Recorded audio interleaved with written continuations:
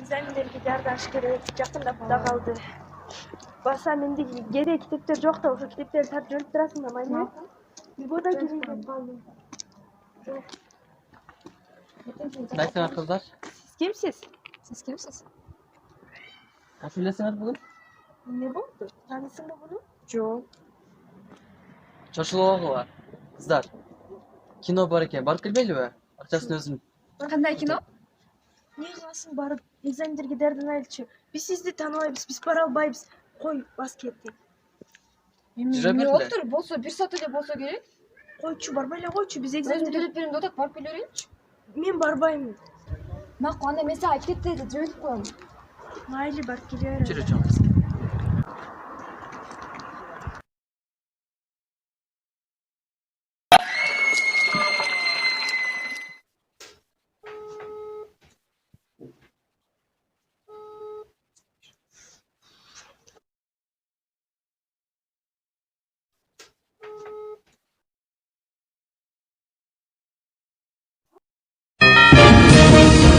Саламатсыздарбы телекөрүүчүлөр, сиздер менен мен Асан Акматов. Алгач кыскача маалыматтар топтому менен тааныштыра кетсем. Бүгүн 23 ноябрь Ал Абад облусуна караштуу Аксы районунун Кербен шаарында 9 классында окуган окуучу кыздын жас денеси табылды.